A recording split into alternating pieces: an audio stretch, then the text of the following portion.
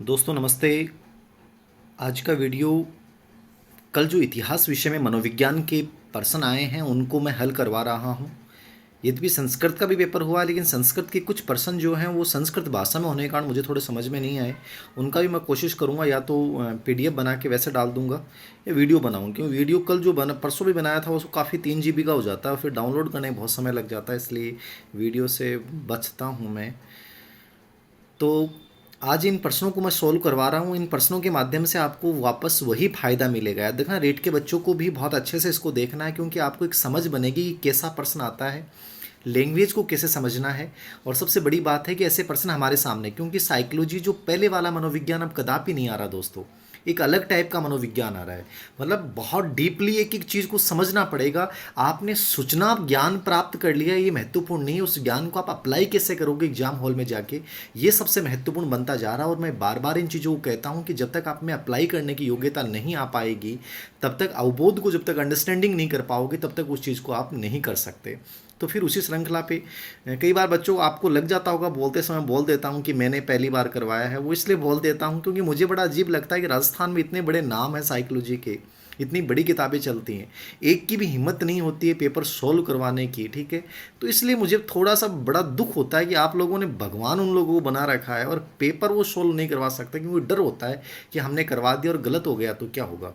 देखिए, ज़िंदगी में सबसे बड़ी चीज़ है, कोई भी आदमी कंप्लीट कभी नहीं जानता, संपूर्ण कोई नहीं जानता है। लेकिन सबसे बड़ी बात है कि आप में इतना साहस होना चाहिए कि विद्यार्थियों के सामने आप आने की हिम्मत रखो। हो सकता है आपसे गलती हो जाए, लेकिन आप कम से कम हिम्मत तो रखो कि हाँ, मैं सोल्व करवा रहा हूँ, मेरे अनुसार, मेरे ट्यूड के अनुसार ये होता है। लेकिन पेपर कोई भी सोल्व नहीं करवाता, याद रखना। जो बड़े नाम है, मैं बड़े नामों की, बहुत बड़े नामों की बात कर रहा हूँ मैं, जो आज तक रहे हैं। खैर, अभी 2018 और 20 की स्कूल व्याख्याता के बाद जो रियल में बच्चा जानता है उसको तो पता चल गया है कि 30 में से 2% भी जब सोल आउट नहीं कर सकते, तो वो एक पहले से बनी हुई धारणाएं हैं। खैर, अब उनको हम चेंज नहीं कर सकते, लेकिन कम से कम इतना तो हमारे अंदर साहस होना चाहिए कि हम उनको सही और गलत को गलत और सही को सही करने की हिम्मत रखें। इसलिए थोड़ा सा दुख होता है। बाकी मेरे अंदर ना कोई चीज़ का अहम है। एक बच्चे ने कमेंट किया, सर आप में अहम है। मेरे में कोई अहम नहीं है, मैं संघर्ष करके निकला हूँ, मैंने कि एक चीज़ देखी है। और जो आदमी संघर्ष से आगे बढ़ता है ना, वो कभी अहम को रख ही नहीं सकता, अहम को पाल ही नहीं सकता। और मुझे लगता भी नहीं है कभी मेरे अंदर अहम आएगा, और ना मैं रखूँगा। ठीक है, जिस दिन मुझे लगेगा मेरे में एक कमी है, मैं तुरंत स्वीकार कर लेता हूँ। हाँ, गुस्सा तो है मेरे में, एंग्री मैन तो हूँ मैं। ठीक है, और वो इसलिए होता हूँ क्योंकि दुख होता है कि जब आप लोग एक कंपटीशन को 6 महीने में, 1 साल में नहीं कर पाते हो, गलत दिशा निर्देशों में आप लोग ऐसे ऐसे लोगों को मतलब आप बना देते हो, ठीक है, जिनका कोई वास्तविक आधार नहीं है। तो गुस्सा तो मेरे अंदर है, वास्तविकता को वास्तविकता कहने की हिम्मत रखता हूँ। उसको आप ईगो कहें या कुछ भी कहें, बट मुझे नहीं लगता कि कभी मेरे अंदर ईगो आएगा, क्योंकि मैंने रियल में संघर्ष देखा है। और जो संघर्ष से निकलता हुआ व्यक्ति कभी भी अहम वगैरह को, इनसे बहुत दूर हो जाता है, याद रखना। आप किस आधार पे ये चीज़ बोल देते हो, थोड़ा सा मुझे बड़ा अजीब लगा। एक कमेंट आया था ऐसा, खैर छोड़िए। बिना समय को वेस्ट किए मैं आपको ये पेपर हल करवा रहा हूँ। बहुत अच्छा पेपर है साइकोलॉजी का। और मैं फिर कह रहा हूँ, वो इसलिए कह रहा हूँ क्योंकि वास्तविकता का पता तो चले आप लोगों को। अपने अवनी मनोविज्ञान और वस्तुनिष्ठ मनोविज्ञान जिसने भी पढ़ी है, वो कम से कम इस पेपर में 30 में से 28 या 29% सही करके आएगा। क्योंकि 28% तो मैं विथ प्रूफ बताऊंगा कि इस पेज के इस संख्या से ये प्रश्न पूछा गया है। ठीक है, तो दोनों किताबें जिसने पढ़ ली हैं स्कूल व्याख्याता के लिए, वो निश्चित रूप से मान के चलिएगा बहुत अच्छा इस पेपर में कर पाएगा। जबकि नॉर्मल स्टूडेंट जिसने दूसरी अन्यथा किताबें पढ़ी हैं, मेरे अकॉर्डिंग 15 या 17 के अलावा आगे नहीं बढ़ पाएगा, याद रखना। तो हम कोशिश करेंगे इसको पूरा, मैं सोल्व आउट करवा रहा हूँ, देखिए। ठीक है, पहला प्रश्न आपके सामने आ रहा है, 1 मिनट। पहला प्रश्न क्या है मैं दिखा देता हूँ आपको एक बार। पहला प्रश्न देखिए, मानसिक स्वास्थ्य के संदर्भ में कौन सा कथन सही नहीं है? दिख रहा होगा आप लोगों को, मानसिक स्वास्थ्य के संदर्भ में कौन सा कथन सही नहीं है। अब मेंटल हेल्थ रेट में वैसे नहीं है, लेकिन स्कूल व्याख्याता में रेट के बच्चों को भी पढ़ के जाना है। अब देखिए, पहला ऑप्शन है गतिशील संकल्पना नहीं है। तो गतिशील संकल्पना ये है, याद रखना। मैंने अपनी किताब में पहले पृष्ठ पे ही देख, मैं मतलब मानसिक स्वास्थ्य का जो पहला पृष्ठ है 178 के पृष्ठ पे ये पहली तीसरी विशेषता लिख रखी है कि मानसिक स्वास्थ्य गतिशील अवधारणा है, बदलता रहता है। आप ये नहीं कह सकते मैं भी फिलहाल स्वस्थ हूँ, हमेशा स्वस्थ रहूंगी, कल भी आप बीमार हो सकते हो, कल मानसिक रूप से टेंशन हो सकती है। क्या इसे शारीरिक स्वास्थ्य के बिना प्राप्त नहीं किया जा सकता? सही है, मानसिक स्वास्थ्य और शारीरिक स्वास्थ्य दोनों साथ साथ चलते हैं, ये भी मैंने विशेषता में लिख रखा है। तीसरी, मानसिक स्वास्थ्य व सामाजिक योग्यता समान नहीं है। ये भी मैंने लिख रखा है कि मानसिक स्वास्थ्य और सामाजिक योग्यता का आपस में कोई संबंध नहीं हो सकता। मानसिक रूप से अस्वस्थ व्यक्ति असामाजिक भी हो सकता है। और चौथी विशेषता है मानसिक स्वास्थ्य और दक्षता समान नहीं है। ये भी मैंने अंतिम विशेषता लिख रखी है मानसिक स्वास्थ्य प्रकृति में, कि मानसिक स्वास्थ्य और कुशलता दोनों अलग अलग चीजें हैं। मतलब चारों विशेषताएं मैंने मानसिक स्वास्थ्य के टॉपिक की प्रकृति में चारों को समझा रखा है। और उसके बावजूद ये पर्सन, बहुत सारे बच्चों का कल कमेंट आया, लगभग ने गलत कर रखा है। बोलिए, ये गतिशील संकल्पना नहीं है, ये गतिशील संकल्पना है, ये वक्त के साथ बदलता है। तो ये प्रश्न संख्या 178 पे मैंने इसका उत्तर बता रखा है, चारों बिंदु मैंने दे रखे हैं। तो इसके अकॉर्डिंग उत्तर क्या हो जाएगा? पहला उत्तर हो जाएगा, 1 नंबर का बिंदु हो जाएगा अपना, कि ये गतिशील संकल्पना नहीं है, जबकि ये गतिशील संकल्पना होती है। ये प्रश्न संख्या 178, मतलब हर चीज प्रूफ के साथ बता रहा हूं। कोई की हिम्मत हो तो बता दो प्रूफ के साथ, मैं तो बार बार बोलता हूँ, बता दो उनकी हिम्मत है तो, कि हमारी किताब के इस प्रश्न से इस प्रश्न आया, आप मिलेगा ही नहीं कहीं। ठीक है, 178 के प्रश्न से 4 ऑप्शन मैंने दे रखे हैं। तो इसका उत्तर क्या हो गया? गतिशील संकल्पना नहीं है। इसको ईगो मत समझिएगा, याद रखना, सिर्फ सच्चाई बयां कर रहा हूँ मैं आपके सामने। आगे देखिए, दूसरे प्रश्न की ओर अपन चल रहे हैं। इतिहास में कल आया था ये पेपर, याद रखना, तो ये काफ़ी फायदेमंद रहेगा आप लोगों के लिए। दूसरा प्रश्न है इसमें से, निम्नलिखित में से कौन सी गतिविधि विद्यार्थियों को अंतः क्रिया के लिए अपेक्षाकृत अधिक स्वतंत्रता प्रदान करती है? ऐसी कौन सी गतिविधि है जिनसे विद्यार्थियों को ज्यादा अवसर मिलेंगे और फ्रीडम रूप से वो कार्य कर पाएंगे? ठीक है, प्रश्न को पूरा पढ़ना है आराम से। फिर देखिए, सिनेमा का उपयोग। आप सिनेमा देखोगे तो वहां स्वतंत्र रूप से आप तो केवल देख पा रहे हो, आप क्रिया कहां कर पा रहे हो? देख पा रहे हो, तो सिनेमा का उपयोग तो नहीं हो सकता। ठीक है, ये गलत है। छोटे समूह में चर्चा। आपको एक ग्रुप दे दिया और उस ग्रुप में आपको किसी समस्या को लेकर डिस्कशन करना है, तो चर्चा करोगे, तो मतलब इसमें ऑप्शन क्या दे रखा है? अंतः क्रिया, मतलब अंतः क्रिया भी होगी और स्वतंत्र रूप से करोगे। ग्रुप में चर्चा करोगे तो कैसे करोगे? विशेषज्ञ द्वारा व्याख्यान, मैं आपको कोई चीज बता रहा हूं तो आप क्या करोगे? सुनना है मेरे को आपको, तो यहां भी आप अंतः क्रिया नहीं कर सकते। दूरदर्शन में विभिन्न देशों का कार्यक्रम देखना, तो कार्यक्रम देखोगे तो भी आपको देखना, निरीक्षण तो कर रहे हो। इंटरेक्शन कहां होगा उसमें? इंटरेक्शन कहां होगा? छोटे समूह में चर्चा के माध्यम से होगा। और ये मैंने प्रश्न संख्या 277 के ऊपर एक विधि का जिक्र कर रखा है। मनोविज्ञान इसकी शिक्षण व्यू रचनाओं के नाम से एक टॉपिक है, रेट में भी आता है ये, जिसमें 2 प्रकार की विधियां होती हैं, लोकतंत्र विधि और प्रभुत्ववादी विधियां। उन लोकतंत्र विधि में मैंने एक वादिवाद विधि, चर्चा विधि का जिक्र कर रखा है। उसमें लिख रखा है कि बच्चा स्वतंत्र रूप से वादिवाद करके स्वतंत्र रूप से कार्य करता है। तो वही प्रश्न वहां से उठा गया। प्रश्न संख्या 277 पे समग्र मनोविज्ञान में ये मैंने डाल रखा है। छोटे समूह में चर्चा अंतः क्रिया के लिए ज्यादा स्वतंत्रता प्रदान करेगी। अब देखो, ये प्रश्न आपने पढ़ भी नहीं रखा होता ना, तो आपने थोड़ा सा दिमाग लगाना था। मैं बार बार ये कहता हूँ, गेम कॉन्फिडेंस का है। गेम ये है कि एग्जाम हॉल में जाने के बाद इस चीज़ को समझना है कि मैं बहुत अच्छा कर पाऊंगा। अब मुझे कोई बहुत बड़ा ज्ञान नहीं है, मैं कोई बहुत बड़ा विद्वान नहीं हूँ साइकोलॉजी का, याद रखना, बहुत सामान्य विद्यार्थी हूँ मैं मनोविज्ञान का एक सामान्य विद्यार्थी हूँ, याद रखना। लेकिन इतना कॉन्फिडेंस होता है कि यार हाँ, इस चीज़ को समझ सकते हैं। मैं चाहता हूँ कि आप में वो कॉन्फिडेंस बिल्ड हो, डरे नहीं आप। आपको डराया गया है आज तक, आपको ये बताया गया है कि बस ये चीज़ ऐसे है। मैं कहता हूँ आप अपनी खुद की सोच विकसित करने लग जाओगे, उस दिन आप बहुत डिफरेंट बन जाओगे। किसी भी एग्जाम में साइकोलॉजी में 30 में से 30 कर सकते हो। हर चीज़ पढ़ना जरूरी नहीं है कि आपने पढ़ी है। अभी बिना पढ़े भी इसका उत्तर हो सकता है। छोटे समूह में चर्चा, बस अंतः क्रिया शब्द पे ध्यान देना था, आपको समझना था इस प्रश्न को। तो छोटे समूह में चर्चा इसका उत्तर सही होगा। ये मेरे अनुसार बता रहा हूँ मैं, आरपीसी हो सकता है ऊपर नीचे माने, बट उसका मैं प्रूफ दूंगा। यदि गलत मानेगी तो मैंने अभी 2020 में जो पेपर है उनके प्रूफ दिए बच्चों ने कि ऐसा क्यों माना, इसका प्रूफ लो रेफरेंस किताबों का। तो वो कोई टेंशन नहीं है, मेरा एटीट्यूड है। ठीक है, बाकी और क्या बताते हैं उससे कोई फर्क नहीं पड़ता मुझे। ठीक है, मुझे मेरे पे विश्वास है, आपको किस पे विश्वास है आप पे डिपेंड करते हो। और मुझे मेरे पे विश्वास है क्योंकि मैं मानता हूं कि मैं एक विद्यार्थी हूं और मैं अध्ययन करता हूं हर चीज़ के ऊपर, फिर उसके बाद आपको निष्कर्ष देता हूं कि चीज़ ऐसे होनी चाहिए। अगला प्रश्न, तो ये दूसरा प्रश्न भी हो गया अपना। तीसरा प्रश्न है, व्यवहारवादी अधिगम सिद्धांत सर्वाधिक उपयुक्त है। ठीक है, अब देखिए, व्यवहारवादी और संज्ञानवादी और निर्मितवादी 3 सिद्धांत अपन अधिगम टॉपिक में पढ़ते हैं। अधिगम टॉपिक बहुत महत्वपूर्ण है, स्कूल व्याख्याता की तैयारी करो चाहे रेट की तैयारी करो। तो व्यवहारवादी सिद्धांत किसने दिया था? वाटसन ने दिया था। और वाटसन ने इसकी विशेषताओं की मैंने कंप्लीट चर्चा कर रखी है किताब में। ठीक है, अधिगम वाले टॉपिक में भी कर रखी है, और जो पहला टॉपिक है शिक्षा मनोविज्ञान उसमें। और मैंने कहा कि वाटसन इस बात को मानते हैं कि निरीक्षण युक्त व्यवहार है, निरीक्षण विधि का इन्होंने सबसे इंपॉर्टेंट माना है कि व्यवहारवाद में जितने प्रयोग किए, चाहे वो वाटसन ने किए, चाहे वो स्किनर ने किया, चाहे आईपी पावलोव ने किया, थॉर्नडाइक ने किया है, सब में हम उन जानवरों के व्यवहार को ऑब्जर्व करके निष्कर्ष निकालते हैं कि ये प्रयास त्रुटि द्वारा सीखता है, अनुबंधन द्वारा सीखता है, या ऑपरेट कंडीशनिंग द्वारा सीखता है। तो निरीक्षण व्यवहार होगा मूल रूप से, याद रखना, व्यवहार सिद्धांत की मुख्य विशेषता है। युवा बालक है, निरीक्षणी व्यवहार, ये कोई सही नहीं है। तो निरीक्षणी व्यवहार क्या हो जाएगा इसमें? सही हो जाएगा। ठीक है, ये प्रश्न संख्या मैंने 7 के ऊपर इसकी व्याख्या कर रखी है। निरीक्षणी व्यवहार जो पहला टॉपिक है शिक्षा मनोविज्ञान वाला,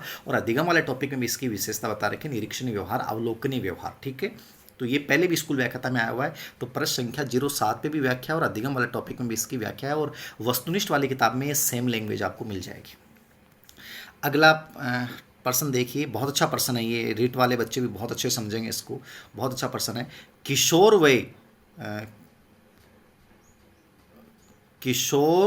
वय आत्म केंद्रण में समाहित क्या है? मैंने किशोर अवस्था की जो विशेषताएं बताई हैं, किशोर अवस्था की विशेषताओं मैंने लगभग सेकंड लास्ट अंतिम विशेषताओं में देखना आप, ये पृष्ठ पे है, बता देता हूँ मैं आपको, समग्र मनोविज्ञान में 118 के पृष्ठ पे है, और जो रीट वाली किताब है उसमें भी आपको किशोर अवस्था की जो विशेषताएं उसमें मैंने डाल रखा है अहम भाव के नाम से। आत्म केंद्रण अहम भाव की बात होती है, और अहम भाव में मैंने दो विशेषताएं बता रखी हैं, एक तो काल्पनिक श्रोता और एक बता रखा है पर्सनल फीबल, इमेजिनरी ऑडियंस और पर्सनल फीबल, दोनों की व्याख्या भी कर रखी है। और जो बच्चे ऑफलाइन बच्चे जिन्होंने इस समय वीडियो को देखेंगे उनको पता है कि मैं ऑफलाइन क्लासेस में इसकी बहुत अच्छे से मैंने इसकी व्याख्या करके बताया हुआ है, उनको तुरंत दिमाग में आ गया होगा। तो किशोर वय आत्म केंद्रण यानी अहम भाव में क्या शामिल होता है? काल्पनिक दर्शक व केंद्रीकरण नहीं होता, व्यक्तिगत मिथक सर्वात्मक नहीं होता, काल्पनिक दर्शक व व्यक्तिगत गाथा, ये देखिए ऑप्शन आप जो देख रहे हैं ना, ये ऑप्शन आएगा इसमें, काल्पनिक दर्शक और व्यक्तिगत मिथक, ठीक है ना, व्यक्तिगत मिथक जो आप देख रहे हैं ना, ये ऑप्शन आएगा, काल्पनिक दर्शक और व्यक्तिगत मिथक। तो किशोर वय आत्म केंद्र में क्या समाहित? अब आपको लग रहा होगा सर ये तो नई चीज है, नई चीज नहीं है, अच्छी किताबें पढ़ोगे तो आपको सब चीज़ें मिलेंगी, मैंने पूरी व्याख्या करके बता रखा है। इसमें दो विशेषताएं होती हैं किशोर अवस्था की, इमेजिनरी ऑडियंस, काल्पनिक दर्शक का मतलब होता है वो अपने बारे में धारणाएं बनाता है, मतलब वो सोचता है कि जैसे मैं अपने प्रति ध्यान दे रहा हूँ वैसे दूसरे लोग भी मेरे प्रति ध्यान दे रहे हैं। मैंने उदाहरण देके भी क्लास में बताया हुआ है कि शर्ट के धब्बा लग रहे हैं, बच्चा सोचता है कि यार सब लोग मेरे को देख रहे होंगे, देखो शर्ट कितना गंदा पहन रखा है, ये काल्पनिक दर्शक है, इमेजिनरी ऑडियंस है। और व्यक्तिगत मिथक का मतलब क्या होता है? व्यक्तिगत मतलब मिथक का मतलब होता है पर्सनल फीबल, बच्चा ये सोचता है कि आप मुझे कभी समझ ही नहीं सकते, वालों कहता है कि आप तो मुझे जान ही नहीं सकते, आप मुझे कभी समझ ही नहीं सकते, मतलब वो अपने आप को अद्वितीय मानता है कि मेरे भावनाओं और विचारों को कोई नहीं समझ सकता है, व्यक्तिगत मिथक। तो किशोर अवस्था के आत्म केंद्र में दो शामिल होते हैं, इमेजिनरी ऑडियंस और व्यक्तिगत मिथक। और ये प्रश्न संख्या क्या बताया मैंने, 118 के ऊपर आप देख लेना साहब, 118 पे दोनों चीज़ें मैंने बता रखी हैं, विद प्रूफ बता रहा हूँ आपको कि यहाँ मिलेगा, आप देख लेना, ठीक है। तो ये प्रश्न बहुत से बच्चे पूछ सर ये प्रश्न कहाँ से आ गया, कल बच्चों ने प्रश्न किया सर कहाँ से आ गया, वहीं से आया जहाँ से आना चाहिए, बस ढंग से पढ़ो, डीपली पढ़ो। कई बच्चे कहते हैं किताब की लैंग्वेज बहुत हार्ड है, साहब हार्ड लैंग्वेज आएगी, अच्छी किताब की लैंग्वेज हार्ड आएगी, इजी लैंग्वेज में जो किताब आ गई वो किताब एग्जाम के उद्देश्यों को पूर्ति नहीं कर सकती। याद रखना, मैं आज ही बताता हूँ, इतिहास में हरीशचंद्र वर्मा की किताब आती है, सबसे हार्ड है, मतलब मैंने 20 बार पढ़ने की कोशिश की तब जाके मुझे लगा कि थोड़ी बहुत समझ में आ रही है। तो लेकिन प्रश्न पेपर पूरा का पूरा मिड लेवल इंडिया में वहीं से बनता है, तो हार्ड आएगी तभी प्रश्न आएंगे साहब। इजी तो मैंने कहा ना कि मार्केट में जो लाखों किताब बिकी हुई हैं जिनका नाम बड़ा चलता है साइकोलॉजी में, वो किताब आपके पास ही पढ़िए, उनमें आप ढूंढोगे तो ये शब्द नहीं मिलेंगे आपको, ठीक है ना, क्योंकि वो इजी हैं। इजी तो मनोविज्ञान होता ही नहीं, याद रखना। तो ये थोड़ा सा हार्ड तो लैंग्वेज तो आएगी, ठीक है। आगे देखिए, अगला प्रश्न आ रहा है आपके सामने, अच्छा प्रश्न है, याद रखना। ये संज्ञानात्मक विकास सिद्धांत के अनुसार विकास के किस चरण में, बहुत अच्छे प्रश्न हैं ये, पूरे समझने वाली चीज़ें हैं, ये रीट वाले बच्चे भी ध्यान रखना। कैसा स्कूल व्याख्याता का यदि ऐसा लेवल आ रहा तो आपको तो बहुत ज़्यादा तैयार रहना है, कैसे भी आ सकता है। और मैं आने वाली स्कूल व्याख्याता की जो किताब तैयार कर रहा हूँ उसमें तो बहुत और ज़्यादा मैटर दे रहा हूँ, बहुत ज़्यादा मैटर दे रहा हूँ। संज्ञानात्मक विकास सिद्धांत के अनुसार विकास के किस चरण में व्यक्ति संभावनाओं की कल्पना करने और परिकल्पनाओं के परीक्षण में, देखो पियाजे मैंने पहले भी कहा कि मोस्ट इंपॉर्टेंट आदमी है, पियाजे को समझना बहुत जरूरी है। और पियाजे ने 4 अवस्थाएं बताई, उसमें किस अवस्था में इसने कहा कि संभावनाओं की कल्पना करता है, परिकल्पनाएं बनाता है, ठीक है, और उन परिकल्पनाओं का परीक्षण करता है। मैंने पूरी तरीके से व्याख्या कर रखी है इसकी, कौन सी अवस्था उत्तर हो जाएगा, मैं सीधा उत्तर बता रहा हूँ, आपको ज़्यादा टाइम लग जाता है वरना बड़ा वीडियो हो जाएगा। औपचारिक संक्रियात्मक अवस्था। अब आपको तो दिखते तो पता ही नहीं गुरुजी, आप मार तो समझ में ही नहीं आई, मतलब कोई चीज़ ऐसे ही क्यों है, कोई चीज़ ऐसे क्यों है, ठीक है, वो परिकल्पनाओं का परिकल्पनात्मक निगमन तर्क करता है, संभावनाओं से वास्तविकताओं की ओर जाता है, इसको अपन परिकाल्पनिक निगमन तर्क भी बोलते हैं। और बच्चा सबसे अधिक कल्पनाएं भी यहाँ करता है, और कल्पनाएं तो मूर्त संक्रियात्मक भी करेगा, लेकिन यहाँ कल्पनाओं का परीक्षण करेगा कि सही क्या है गलत क्या है। और ये विशेषता मैंने प्रश्न संख्या बता रखी है 83 के ऊपर, 83 के ऊपर मैंने लिख रखा है साहब, ये परिकल्पनात्मक पूरा लिख रखा है, इसको आप देख लेना। औपचारिक संक्रियात्मक अवस्था किसी किताब में शायद आपको ये नाम मिलेगा नहीं, लेकिन समग्र मनोविज्ञान, अवनी मनोविज्ञान में जरूर मिलेगा साहब। ये ईगो नहीं है, वास्तविकता से परिचय करवा रहा हूँ कि सही की पहचान कर लो, अभी भी वक्त है। बाकी कंप्लीट मेरी किताब भी नहीं है, याद रखना, उसमें भी मैं और सुधार करने जा रहा हूँ, वो तो करूँगा, ठीक है। कंप्लीट कोई नहीं होता, लेकिन कोशिश करें औरों से कम बेहतर पढ़ें। तो 83 के प्रश्न मैंने बता रखा, औपचारिक संक्रियात्मक अवस्था में ये परिकल्पनात्मक विशेषता होती है जीन पियाजे के अनुसार। तो ये चीज़ें आपको पढ़नी पड़ेंगी, जीन पियाजे की एक चीज़ को पढ़ना पड़ेगा, सूक्ष्म पढ़ना पड़ेगा, याद रखना। आगे देखिए, अगला प्रश्न अपन पढ़ रहे हैं, निम्नलिखित में से कौन सा संवेगात्मक बुद्धि का अवयव नहीं है? संवेगात्मक बुद्धि का अवयव नहीं है। संवेगात्मक बुद्धि रेट में वैसे नहीं आती है, आपकी केवल बुद्धि है, लेकिन संवेगात्मक बुद्धि भी आप पढ़ के जाना, मैंने वीडियो ऑलरेडी यूट्यूब पे पहले भी डाल रखा था, दोबारा भी डाल दूंगा। संवेगात्मक बुद्धि का अवयव नहीं है। तो इमोशनल इंटेलिजेंस का कौन सा अवयव नहीं है? देखिए, भावनाओं का प्रत्यक्षीकरण निश्चित रूप से हम करते हैं। देखते हैं कि अगला के विचार कैसे हैं। विचारों को सुगम बनाने के लिए भावना का उपयोग, ये भी इसने बताया है, किसने? जॉन मेयर और सेलो की। मैंने 4 विशेषताएं बता रखी हैं। उन 4 विशेषताओं में आप पहली विशेषता ये प्रत्यक्षीकरण, दूसरा मैंने बता रखा है विचार करके संवेगों का प्रयोग करना, ये भी मैंने बता रखी है। तीसरा भावनाओं को समझना और प्रबंधन करना, ये भी विशेषता मैंने बता रखी है। संवेदी अनुभव, देखो संवेदी अनुभव का संवेगात्मक बुद्धि से कोई संबंध नहीं है। संवेदी अनुभव अपना संवेदना का एक पार्ट होता है, मानसिक क्रिया है ये, ठीक है ना। तो संवेगात्मक बुद्धि में ये नहीं होती है। तो भावनाओं, ये तीनों विशेषताएं जॉन मेयर और पीटर सेलोवी ने बता रखी हैं अपने इसमें योग्यता प्रतिमान में। मैंने पहला प्रतिमान डाल रखा है, आप देख लेना, तीनों विशेषताएं आपको मिल जाएंगी। तो ये पृष्ठ संख्या जो है मैं बता रहा हूँ 212 के ऊपर आपको ये मिल जाएगा। जॉन मेयर पीटर सेलोवी, ऊपर वाली तीनों विशेषताएं होती हैं, चौथी विशेषता इसमें नहीं होगी। तो उत्तर गलत, सही क्या हो गया? संवेदी अनुभव नहीं होता है, ठीक है। अगले प्रश्न की ओर चलते हैं अपन। अगला प्रश्न है, कौन सी संकल्पना व्यवहारवाद से संबंधित नहीं है? देखिए, बहुत अच्छे प्रश्न हैं ये, बहुत अच्छे प्रश्न हैं, ठीक है। व्यवहारवाद से संबंधित कौन सी नहीं है? देखिए, व्यवहारवाद, संज्ञानवाद, दोनों को बहुत अच्छे से आपको करके जाना है अधिगम टॉपिक में। तो व्यवहारवाद में कौन सी है? तो व्यवहारवादी चारों अधिगम सिद्धांत आपके दिमाग में आ जाने चाहिए, पावलोव, स्किनर, थॉर्नडाइक और आपका सीएल हल, ठीक है। पुण्य बलन है कि नहीं है? तो पुण्य बलन होता है, हम सबको पता है, तो पुण्य बलन तो सही है, ठीक है। स्किनर ने प्रयोग किया, पावलोव ने प्रयोग किया, सीएल हल ने भी, थॉर्नडाइक ने भी। विलोपन भी है, विलोपन का प्रयोग आईपी पावलोव ने भी किया और स्किनर ने भी किया, तो विलोपन भी व्यवहारवाद की अवधारणा है, ठीक है। अब आपका तो गुरुजी समझा दो, समझाने के लिए मैं अलग से एक शब्दावली का वीडियो बनाऊंगा, उसमें हर चीज़ समझा दूंगा। बाकी सब वीडियो धीरे धीरे क्रमिक रूप से आएंगे तो वहाँ समझा दूंगा, यहाँ बहुत टाइम लग जाता है, बड़ा वीडियो हो जाता है। मॉडलिंग और शेपिंग, देखो शेपिंग का प्रयोग स्किनर ने किया है, व्यवहार में वांछित परिवर्तन लाने के लिए पुण्य बलन का न्याय संगत प्रयोग, तो ये भी स्किनर व्यवहारवादी होगी। मॉडलिंग का शब्द का प्रयोग किसने किया? मॉडलिंग का प्रयोग किया था अल्बर्ट बांडोरा ने, जो उसने प्रयोग किया था, उसके सिद्धांत को सामाजिक संज्ञानात्मक और मॉडल अधिगम सिद्धांत भी कहते हैं, अवलोकन अधिगम सिद्धांत भी कहते हैं। तो ये मैंने वस्तुनिष्ठ किताब में तो कंप्लीटली एज इट इज ऐसा कैसा शब्द दे रखा है, मॉडलिंग और समग्र मनोविज्ञान में भी ऐसा दे रखा है, और रेट वाली किताब में भी दे रखा है। ये मॉडलिंग की अवधारणा अल्बर्ट बांडोरा से संबंधित अवधारणा थी, बाकी तीनों व्यवहारवादी होगी। तो बांडोरा कौन है? सामाजिक संज्ञानवादी है, तो व्यवहारवादी तो है ही नहीं, ठीक है। तो मॉडलिंग इसमें गलत हो गया, तो उत्तर आप उसका देख सकते हैं प्रश्न वस्तुनिष्ठ मनोविज्ञान में 100 के प्रश्न पे, वस्तुनिष्ठ मनोविज्ञान में 100 के प्रश्न पे मैंने इसकी कंप्लीटली ऐसे कैसे व्याख्या कर रखी है, और समग्र मनोविज्ञान में 57 के प्रश्न पे, ठीक है। तो देख लीजिएगा, उत्तर क्या हो गया? मॉडलिंग, ठीक है। अगला देखिए, कौन सा प्राथमिक पुनर्बलक का उदाहरण है? एक मैंने जो वीडियो बनाया था, आपको पता है, पुनर्बलन की अवधारणा, मैंने कहा था ना बहुत इंपॉर्टेंट है। देखो ऐसे प्रश्न आते हैं, पुनर्बलन की अवधारणा भी बहुत इंपॉर्टेंट चीज़ है। पुनर्बलन की अवधारणा किसने दी थी? अनुसूची दी थी स्किनर ने, और उसने 4 जो है वो मतलब मुख्य रूप से पुनर्बलन के 2 प्रकार है, सकारात्मक और नकारात्मक, ठीक है। सकारात्मक के 2 प्रकार, प्राथमिक और द्वितीयक। तो मैंने समझाया था आपको, प्राथमिक जो होता है जो जन्मजात आवश्यकताओं की पूर्ति करता है, और द्वितीयक जो होता है जो बाहरी रूप से प्रदान किया जाता है। तो इनमें से कौन सा दिख रहा है आपको? तुरंत समझ में आ गया होगा, कौन सा हो जाएगा बताओ? एक स्वर्ण पदक तो बाहरी है, वेतन भी बाहरी है, धन भी बाहरी है, भोजन क्या हो गया? अपना जन्मजात हो गया। तो जन्मजात कौन सा होता है? प्राथमिक पुनर्बलक। तो उत्तर क्या हो गया? प्राथमिक पुनर्बलक। प्रश्न संख्या 55 के ऊपर, समग्र मनोविज्ञान में 55 के प्रश्न पे डाल रखा है, बाकी अवनी रीट वाली मनोविज्ञान उसमें आप इसमें स्किनर में देख लेना, मिल जाएगा आपको, ठीक है।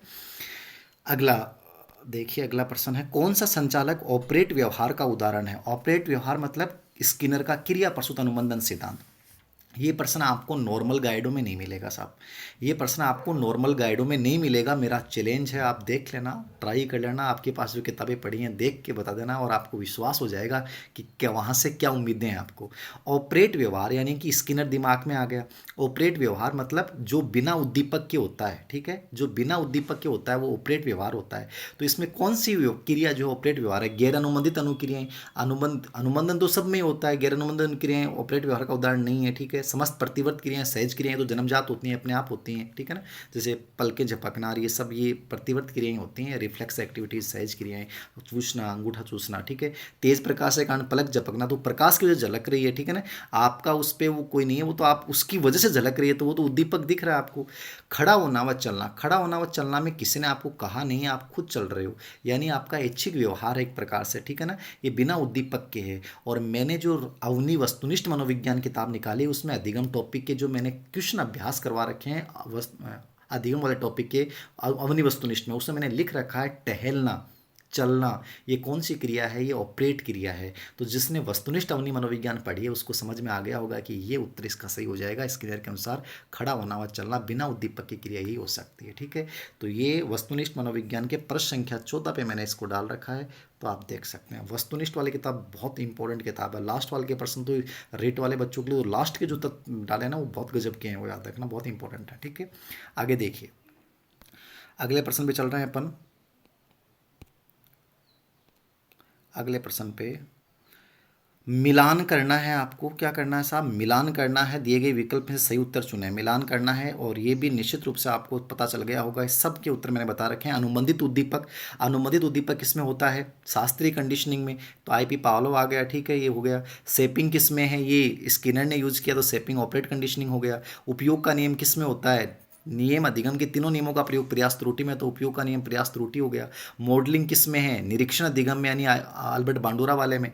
तो तुरंत मिलान कर लो, इसमें से उत्तर क्या हो जाएगा आप देख लेना आप, ठीक है ना। मैंने मिलान करवा दिया है, अब सही उत्तर आप चूज कर लेना इसमें से, ठीक है ना। तो इसका कौन सा उत्तर हो जाएगा? वैसे देखो तो बी सेपिंग में ए हो गया, फिर उपयोग के नियम में सी हो गया, और एफ, BACF, ठीक है। तो BACF कौन सा? तीसरा ऑप्शन हो जाएगा शायद, है ना, तीसरा ऑप्शन ही है BACF, ठीक है ना। इनके अकॉर्डिंग मिलान कर लेना, BACF, ये सही ऑप्शन इसका हो जाएगा। आगे चलिए, अगले प्रश्न की ओर चल रहे हैं अपन। स्किनर द्वारा दी गई पुनः बलन की संकल्पना थॉर्नडाइक द्वारा दिए गए किस संकल्पना के समान है? अब इतना इजी प्रश्न है, मुझे लगता नहीं कि आपको तुरंत समझ में आ गया होगा कौन से नियम पर आधारित है स्किनर का सिद्धांत। मैंने पहले पृष्ठ पे ये विशेषता का जिक्र कर रखा है कि स्किनर का सिद्धांत प्रभाव के नियम पर आधारित है, तो सोचने की आवश्यकता नहीं है। ये प्रश्न संख्या जो है वो मैं बता देता हूँ आपको। जो इससे ऊपर वाला जो प्रश्न था ना, उसकी प्रश्न संख्या 56 पे, 48 पे कई जगह है, तो वो तो कई पृष्ठों पे है, ठीक है ना, तो मैंने प्रश्न संख्या बताई नहीं। ये 56 पे, 48 पे इनकी सेपिंग वगैरह सबकी व्याख्या कर रखी है, तो जिन्होंने पढ़ी उनको समझ में आ गया। और ये प्रभाव के नियम वाला प्रश्न है 53 के पृष्ठ, मैंने समग्र मनोविज्ञान में डाल रखा है। और ये वस्तुनिष्ठ में भी खूब जगह प्रश्न आया है, तो आप देख लीजिएगा इसको, ठीक है। प्रभाव का नियम पे आधारित है स्किनर की अवधारणा। आगे देखिए, अगला प्रश्न बहुत अच्छा प्रश्न आगे वाला, ये आपको सोचने के लिए मजबूर करेगा, याद रखना। किसी कार्य की उच्च सीमा जिसपे एक विद्यार्थी उस कार्य को स्वतंत्र पूर्वक कर सकता है, किसी कार्य की वह सीमा जिसपे एक विद्यार्थी उस कार्य को स्वतंत्र पूर्वक कर सकता है, क्या कहलाता है? देखिए, वाइगोत्स्की, पियाजे, आपका फ्राइड, ये बहुत इंपॉर्टेंट व्यक्ति हैं। मैं हमेशा बोलता हूँ वाइगोत्स्की, पियाजे, ब्रूनर, फ्राइड, ये बहुत इंपॉर्टेंट व्यक्ति हैं। देखिए, इरिक्शन, इन पे प्रश्न जरूर आता है स्कूल व्याख्याता में। समीपस्थ विकास, वास्तविक विकास, संभावित विकास, संज्ञानात्मक मानचित्र। मैं जो नई वाली किताब लिख रहा हूँ उसका मैटर लगभग टाइप हो चुका है, उसमें मैंने इन तीनों को भी बताया है। लेकिन अभी जो किताब चल रही है उसमें शायद आपने केवल ये पढ़ा होगा समीपस्थ विकास, लेकिन जिन्होंने समीपस्थ विकास पढ़ा है वो भी इसका उत्तर दे सकता है, समझना था इसमें, ठीक है। वह कार्य की वह सीमा, उच्च सीमा जिस पे एक विद्यार्थी उस कार्य को स्वतंत्र पूर्वक कर सकता है, क्या कहलाता है? वाइगोत्स्की की उदाहरण है। देखिए, पहला ऑप्शन इसमें समीपस्थ विकास। समीपस्थ विकास में तो क्या होता है? दूसरों की सहायता से करता है, तो इसमें तो सहायता का शब्द ही नहीं, तो समीपस्थ विकास तो नहीं होगा। वास्तविक विकास, वास्तविक विकास का मतलब होता है जहां बच्चा अपने आप करता है हर क्रिया को, ठीक है ना, ये सर्वोच्च लेवल बताया वाइगोत्स्की ने। संभावित विकास में कुछ लोगों का, विशिष्ट लोगों की सहायता लेता है। और संज्ञानात्मक मानचित्र अलग अवधारणा है, तो इसमें 3 बिंदु में कंफ्यूजन था आपके। तो समीपस्थ विकास भी नहीं है, ये भी क्लियर हो गया क्योंकि उसमें तो सहायता लेता है। वास्तविक विकास और संभावित विकास। संभावित विकास में शब्द संभावित ही सोचते हैं, संभावित और एक उच्च सीमा, उच्च सीमा जहां भी आ जाती है वहां क्या जाता है, वास्तविक आ जाता है। तो इसको समझना था, वास्तविक विकास का स्तर, इसका उत्तर सही हो जाएगा। ये जो नई किताब आ रही है उसमें तो मैंने इसको कंप्लीटली एक एक चीज़ को समझाया, वो टाइप हो चुकी है लगभग मैटर। इसमें हो सकता है मैंने शायद समीपस्थ विकास दिया था क्योंकि अपने मूल रूप से सिलेबस में समीपस्थ विकास था, लेकिन ये प्रश्न बहुत अच्छा आया है, समझने वाला प्रश्न था। तो ये वास्तविक विकास का स्तर होगा इसमें, ठीक है ना। तो ये नई अवधारणा आज आपको सीख लिए, याद रखना। आगे देखिए, ये वाइगोत्स्की की उदाहरण है, वास्तविक विकास उत्तर हो जाएगा, ठीक है। अगला प्रश्न है, किसी समाज में वयस्क बच्चों के संग, ये भी बहुत अच्छा प्रश्न है, बहुत अच्छा प्रश्न है। देखिए, किसी समाज में वयस्क बच्चों के संज्ञानात्मक विकास को व्यवस्थित तरीके से संपोषित करते हैं। प्रश्न की लैंग्वेज पढ़ ले। किसी समाज में वयस्क बच्चों के संज्ञानात्मक विकास को व्यवस्थित तरीके से संपोषित करते हैं, दृष्टिकोण किसका है? तो ये दृष्टिकोण किसका है? जीन पियाजे का, थॉर्नडाइक का, वाइगोत्स्की का, जॉन डीवी का। यदि इस प्रश्न को पढ़ने के बाद यदि बच्चे उत्तर करके आएंगे तो मुझे पता है कि जीन पियाजे करके आएंगे, लेकिन जीन पियाजे उत्तर नहीं है, याद रखना। जिन्होंने भी किताब पढ़ी है, जिन्होंने भी समझा है, मैंने किताब में ले वाइगोत्स्की की जैसे मैंने सिद्धांत दिया, वहाँ एक बात लिख रखी है कि वाइगोत्स्की ये कहता है कि बच्चे वयस्कों की सहायता से ज्ञान का निर्माण करते हैं। मतलब जहाँ जीन पियाजे केवल ये कहता है कि बच्चा खुद निर्माण करता है, खुद खोज करके ज्ञान का निर्माण करता है, लेकिन वाइगोत्स्की कहता है कि समाज और बड़े लोगों की सहायता से ज्ञान का निर्माण करता है। तो जहाँ भी वयस्क शब्द आ गया ना, वहाँ दिमाग में रखना कि संज्ञानात्मक विकास में वयस्क लोगों के योगदान को किसने माना था? वाइगोत्स्की ने। तो उत्तर क्या हो जाएगा? वाइगोत्स्की। ये प्रश्न जिन बच्चों का सही होगा, मैं मानूंगा कि उन बच्चों में वास्तव में दम है, उन बच्चों ने मेरी किताब को समझा है, ठीक है। तो ये मैंने प्रश्न संख्या जो है वो 75 के ऊपर, वाइगोत्स्की के जो भी टॉपिक हैं वो सब 75 नंबर के प्रश्न पे डाल रखे हैं समग्र मनोविज्ञान में। तो ये मैंने लिख रखा है कि वयस्क जो बच्चे के संज्ञान विकास में, पूरी लैंग्वेज लिख रखी है मैंने। बहुत अच्छा प्रश्न, याद रखना, ऐसे प्रश्न आपको भीड़ से अलग करते हैं। आगे देखिए अगला प्रश्न, समान क्रियाओं, बहुत अच्छा प्रश्न है, बहुत अच्छा प्रश्न। समान क्रियाओं व विचारों का वह व्यवस्थित समूह जिसका बार बार प्रयोग वातावरण के प्रति अनुक्रिया के लिए किया जाता है, उससे क्या कहते हैं? समझने वाला प्रश्न है। मैंने कहा पियाजे मोस्ट इंपॉर्टेंट आदमी है। वो समान क्रियाएं और विचारों का वह समूह जिसका प्रयोग अपन वातावरण के प्रति अनुक्रिया करने के लिए करते हैं, इसके लिए याद रखना पियाजे ने एक शब्द का यूज किया और वो है स्कीमा। मैंने किताब में लिख रखा है कि संगठित, मैंने लिखा है संगठित, और इसमें शब्द क्या आ गया? व्यवस्थित आ गया। बात एक ही है, लैंग्वेज को समझना है। मैंने संगठित शब्द लिख दिया और किताब यहाँ के एग्जाम में आ गया व्यवस्थित। मतलब वातावरण के प्रति जो भी अपन तरीके अपनाते हैं, वातावरण के प्रति जो भी क्रियाएं करते हैं, वो सब एक प्रकार से हमारी मानसिक क्रियाओं का जो समूह है, मानसिक क्रियाओं की जो संगठित संरचना है, वो क्या है? स्कीमा है। तो ये मैंने ऑब्जेक्टिव किताब में एज इट इज लैंग्वेज में लिखा है, और समग्र मनोविज्ञान और सब्जेक्टिव जो थ्योरेटिकल किताब है उसमें संगठित लिखा है मैंने, ठीक है, कि जिसके प्रति अपन वातावरण के प्रति जो तरीके अपनाते हैं, अनुक्रिया करते हैं, वो सब स्कीमा है। तो इसका सही उत्तर दोस्तों क्या हो जाएगा? स्कीमा हो जाएगा। स्कीमा बहुत इंपॉर्टेंट है, चारों कॉन्सेप्ट इंपॉर्टेंट है। मैं पियाजे एक अच्छा वीडियो डिजिटल बोर्ड या कहीं व्यवस्था होगी तो मैं इस पर बना दूंगा, ठीक है ना, क्योंकि मैं कैमरा तो लेके आ गया हूँ, बढ़िया कैमरा, अच्छा कैमरा लेके आया हूँ, लगभग अंडर 1 लाख रुपए के अंदर लाया हूँ। अब वो लाया तो मैं दोनों के हिसाब से हूँ, लेकिन उससे अच्छी शूटिंग हो जाएगी मुझे लगता है। तो मैं इस बोर्ड पे पढ़ा दूंगा, समझा दूंगा, पियाजे बहुत अच्छे समझा दूंगा। पियाजे बहुत इंपॉर्टेंट है, तो स्कीमा होगा, याद रखना। तो वहाँ और ढंग से समझा दूंगा, यहाँ शॉर्ट में चर्चा कर रहा हूँ। ये प्रश्न संख्या जो है वो मैंने डाला है 59 के पृष्ठ पर, ये देख सकते हैं आप स्कीमा के बारे में। आगे देखिए अगला प्रश्न है, किसने सर्वदर्शी विधियों पर आधारित अनुभव शंकु का विकास किया है? अब आप कहोगे सर सिलेबस में क्या है? बहुत सारी चीज़ें सिलेबस से जुड़ी हुई होती हैं। अधिगम शंकु, अनुभव शंकु का जो निर्माण किया था वो एडगर डेल ने किया था दोस्तों, और मैंने किताब में बहुत अच्छे से समझा है। इसने 10 क्रियाएं बताई और 5 लेवल बताएं कि सबसे पहले शाब्दिक स्तर होता है, फिर प्रेक्षेपी विधियों का प्रयोग करते हैं, फिर गतिशील प्रेक्षेपी का प्रयोग करते हैं, फिर चलचित्र प्रेक्षेपी का प्रयोग करते हैं, और लास्ट में जो होता है वो प्रत्यक्ष अनुभव प्रदान करते हैं। ये अधिगम अनुभव शंकु दिया था एडगर डेल ने, याद रखना, ठीक है। तो ये मैंने इसकी पूरी व्याख्या कर रखी है, मुझे बताने की जरूरत नहीं है, आपको तुरंत समझ में आ गया होगा। तो इस प्रश्न में ज़्यादा मैं चर्चा नहीं कर रहा हूँ। ये प्रश्न संख्या जो है वो कितना है? 295 पे मैंने समग्र मनोविज्ञान में डाल रखा है। ये सिर्फ स्कूल व्याख्याता में आता है, रेट वाले बच्चों को देखने की आवश्यकता नहीं है। अगला प्रश्न, किशोर अवस्था के बालक प्राय अपने माता पिता से कहते हैं कि आप मुझे और मेरी भावनाओं को नहीं समझ सकते, मेरी भावनाओं को नहीं समझ सकते। ये किसका उदाहरण है? मैंने अभी चर्चा की थी, वो सेम प्रश्न आ गया। देखो मतलब किशोर अवस्था पे कितने प्रश्न आए, मतलब एक बिंदु में से 2 प्रश्न आ गए। तो किशोर अवस्था का बालक ये कहता है कि आप मुझे नहीं समझ सकते, मेरी भावनाओं को नहीं समझ सकते। कौन सी विशेषता है? याद रखना है विशेषता कौन सी होगी, ऑप्शन देख सकते हैं आप। सर्वात्मवाद, काल्पनिक दर्शक, व्यक्तिगत मिथक या केंद्रीकरण, अभी समझाया था मैंने आपको। उत्तर क्या हो जाएगा? व्यक्तिगत मिथक। क्या हो जाएगा? व्यक्तिगत मिथक, यानी पर्सनल फीबल।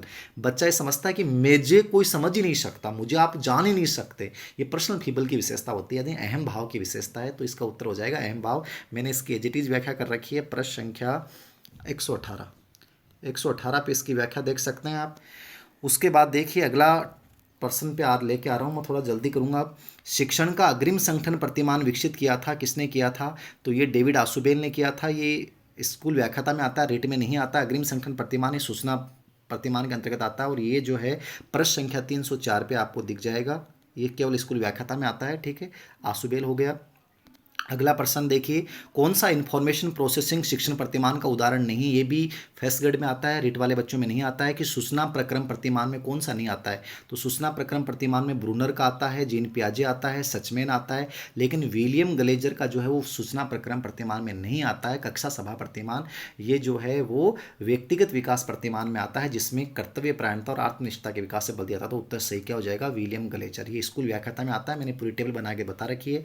प्रश्न संख्या 303 पे आपको सेम आंसर मिल जाएगा टेबल में कि कौन सा किस में आता है, ठीक है। अगला प्रश्न देखिए, अनुदेशन के प्रणाली उपागम के अनुसार अनुदेशनात्मक विधियों की संप्राप्ति उदाहरण है। बहुत अच्छा, प्रणाली उपागम पे बहुत प्रश्न आते हैं स्कूल व्याख्याता में, रीट वाले बच्चों को नहीं देखना है ये। प्रणाली उपागम में अनुदेशन उद्देश्यों की प्राप्ति। देखो प्रणाली उपागम के 4 अंग होते हैं, अदा, पर्दा, प्रक्रिया और परिवेश, ठीक है। अदा में अपन विषय वस्तु को प्रस्तुत करते हैं, प्रक्रिया में अपन मानसिक क्रियाएं करते हैं, उसको रूपांतरित करते हैं, और पर्दा का मतलब वो बदलावा रूप। तो अनुदेशन उद्देश्यों की अपने को प्राप्ति किस में होगी? तो प्राप्ति तो रिजल्ट में होगी। रिजल्ट कौन सा कहलाएगा? रिजल्ट कहलाएगा पर्दा कहलाएगा। तो उत्तर क्या हो जाएगा? पर्दा, ठीक है, आउटपुट, ठीक है।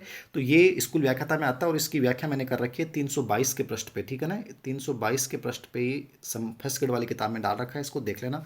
अगला प्रश्न भी प्रणाली उपागम पे है। प्रणाली उपागम के दृष्टिकोण से पाठ्यक्रम अनुदेशनात्मक सामग्रियां किस में आएंगी? तो अदा में अपन क्या करते हैं?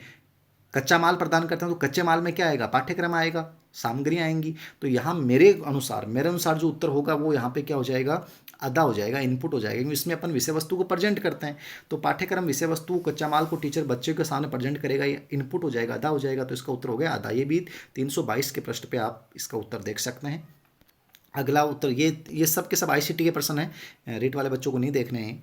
मुख मुद्रा उदाहरण किसका है? देखिए ये संप्रेषण पे एक प्रश्न जरूर आता है, ये प्रश्न संस्कृत में भी आया था। मुख मुद्रा, ठीक है ना, अपना भाव अभिव्यक्ति, इनसे जो संप्रेषण करते हैं वो हमेशा याद रखना अशाब्दिक संप्रेषण होता है, ठीक है। तो ये भी बहुत ईजी प्रश्न है, और मैंने इस कंप्लीट ऐसे कैसे ये व्याख्या कर रखी है। तो ये उत्तर क्या हो जाएगा? अशाब्दिक संप्रेषण। ये प्रश्न संख्या डाल रखा है मैंने 285 के पृष्ठ पे, 285 के पृष्ठ पे मैंने इसकी व्याख्या कर रखी है समग्र मनोविज्ञान में, कि ये अशाब्दिक संप्रेषण होगा। अगला प्रश्न थोड़ा सा फास्ट ले रहा हूँ मैं। कौन सा सहकारी अधिगम के संबंध में सही नहीं? ये भी स्कूल व्याख्याता में आता है। सहकारी अधिगम एक प्रतिमान है, जॉनसन व स्मिथ ने 1991 में दिया था। तो इसकी संबंध में कौन सा कथन गलत है? देखो बहुत ईजी सा प्रश्न है। शैक्षिक लाभ है, निश्चित रूप से लाभ है कि बच्चे चर्चा करके सीखते हैं, इसमें ग्रुप डिस्कशन करके। सामाजिक लाभ भी है, क्योंकि बच्चों में सहयोग की भावना का विकास होता है। मनोवैज्ञानिक लाभ नहीं है, मनोवैज्ञानिक लाभ तो होगा ही। जहाँ सामाजिक लाभ है, क्योंकि आपस में ग्रुप करके चर्चा करते हैं, खुद अपने आप सीखते हैं, खुद पृष्ठ पोषण मिलता है, तो मनोवैज्ञानिक लाभ भी है। तो इसमें तीसरा ऑप्शन क्या हो गया दोस्तों? तीसरा ऑप्शन हो गया गलत हो गया, ठीक है। विद्यार्थी के सामाजिकरण में सहायक, ये भी सही है। तो इसमें तीसरा ऑप्शन एकदम गलत हो गया कि सहकारी अधिगम की कौन सी विशेषता नहीं है, इसका मनोवैज्ञानिक लाभ होता है, जबकि इसमें लिख रखा है नहीं होता है, ठीक है। ये प्रश्न संख्या जो है वो है 313 पे मैंने इसको डाल रखा है, सहकारी अधिगम को। आगे देखिए अगला प्रश्न जो आ रहा है वो रेट के बच्चों के लिए भी उपयोगी है, देखना। कोहलर वर्ग के नैतिक विकास सिद्धांत में किशोर अवस्था के नैतिक विकास का स्तर कौन सा होता है? तो कोहलर ने 3 स्तर बताए हैं, पूर्व परंपरागत या पूर्व लौकिक स्तर, परंपरागत स्तर या लौकिक स्तर, या रूढ़िगत स्तर कह दो, और उत्तर परंपरागत या उत्तर लौकिक या उत्तर रूढ़िगत कह दो। तो किशोर अवस्था में कौन सा आएगा? लास्ट वाला आता है। तो बहुत ईजी प्रश्न है, मुझे लगता नहीं कि सोचने की जरूरत है, मैं सीधे ऑप्शन पे आ जाऊंगा। कौन सा आ जाएगा इसमें उत्तर? कौन सा हो जाएगा? तीसरा ऑप्शन हो जाएगा पश्च लौकिक नैतिकता, पश्च रूढ़िगत कह दो, पश्च परंपरागत कह दो, पोस्ट कन्वेंशनल स्टेज। यहाँ बच्चा किशोर अवस्था का नैतिक विकास इसमें होता है। तो ये प्रश्न संख्या जो है वो मैंने 136 पे इसका उत्तर डाल रखा है। लौकिक भी लिख रखा है, रूढ़िगत भी लिख रखा है, सब लिख रखा है इसमें, ठीक है। तो ये बहुत इजी प्रश्न था, देख लेना। उसके बाद देखिए अगला प्रश्न है अपना इरिक्शन। मैं कहा ना इरिक्शन बहुत इंपॉर्टेंट है, बहुत प्रश्न आते हैं इससे। इरिक्शन के अनुसार पहचान बनाम संभ्रांति कहाँ होती है? पहचान बनाम संभ्रांति यानी ये कौन सी अवस्था होती है? किशोर अवस्था संबंधी होती है, ठीक है ना। मतलब 13 से 18 वर्ष के मध्य, ठीक है।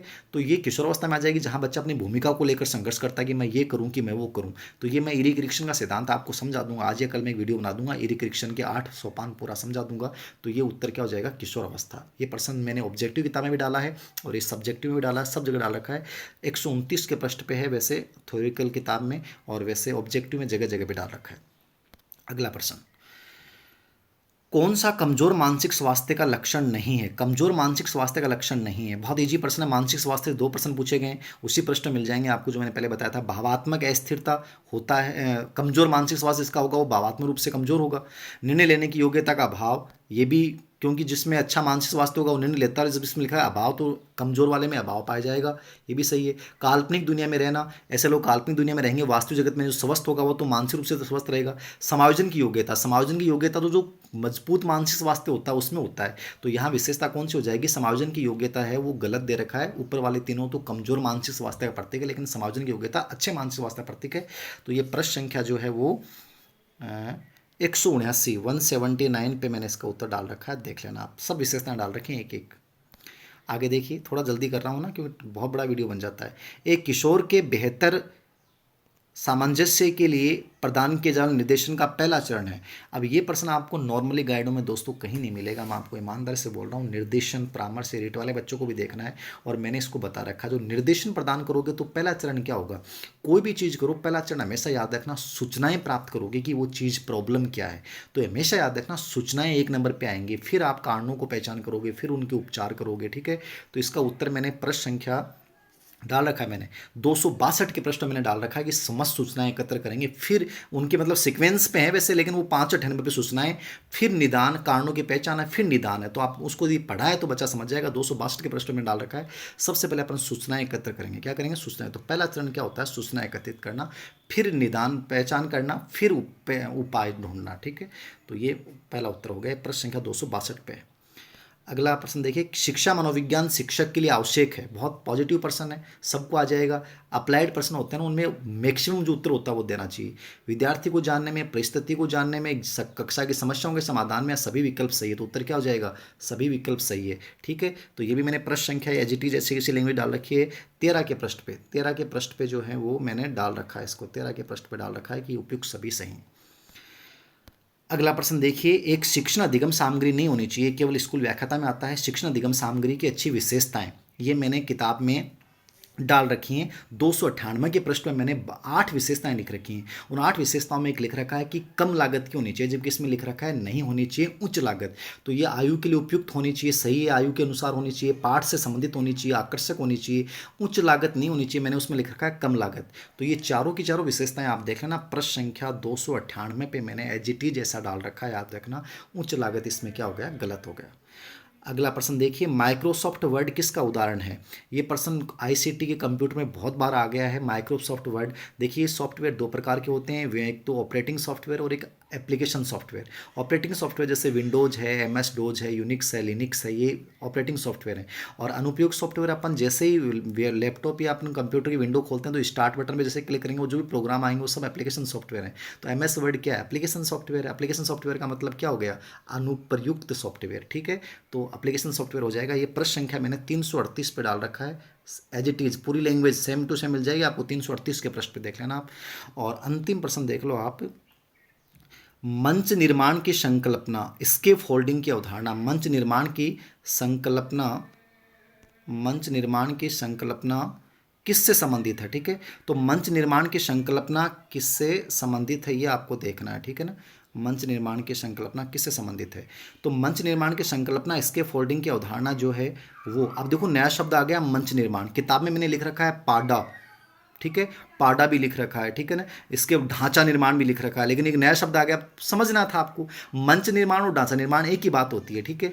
तो ये स्केप फोल्डिंग की अवधारणा किसने दी थी, वाइगोत्स्की पे 3 प्रश्न आए देख लो इसमें, और पियाजे पे भी 2 प्रश्न आए, मतलब बहुत इंपॉर्टेंट है व्यक्ति। पियाजे के सिद्धांत से वाइगोत्स्की उत्तर क्या हो जाएगा, वाइगोत्स्की सिद्धांत। अब आप सोचो गुरुजी स्केप फोल्डिंग क्या होता है, वाइगोत्स्की समझाऊंगा मैं बहुत अच्छे से। वाइगोत्स्की मतलब मंच निर्माण का मतलब होता है बच्चे के पास जो अव्यवस्थित विचार होते हैं उनको वो कुछ लोगों के साथ संवाद करके उन विचारों को व्यवस्थित करता है, मतलब एक व्यवस्थित रूप में जो बनाता है उसको मंच निर्माण या स्केप फोल्डिंग कहा है। इसको बहुत अच्छे से मैं समझाऊंगा। तो इसका उत्तर हो गया वाइगोत्स्की। मैंने एज इट इज ऐसी लैंग्वेज लिख रखी है, परस संख्या 75 पे आपको इसका उत्तर मिल जाएगा। तो ये टॉपिक था दोस्तों, ये प्रश्न थे, मतलब 28 से 29 प्रश्न अवनी मनोविज्ञान में से प्रश्न सहित मैंने बता दी कि यहाँ से पूछे गए हैं। अब इससे ज़्यादा क्या हो सकता है, अब इससे ज़्यादा प्रामाणिकता मैं क्या बताऊँ आपको, ठीक है। तो ये उम्मीद है कि आप लोग ऐसी चीज़ें सही बच्चों को दिशा प्रदान करने में कम से कम बताया करो कि सही क्या है और गलत क्या है। बाकी कभी ये मत सोच लेना कि धीरे स्तर में ईगो आ सकता है, कभी नहीं आएगा, याद रखना। बहुत ज़मीन से जुड़ा हुआ आदमी हूँ, इन चीज़ों को देखा है मैंने, ठीक है। तो धन्यवाद। आगे भी टॉपिक्स के वीडियो भी अपन बनाएंगे, ठीक है। Okay, thank you.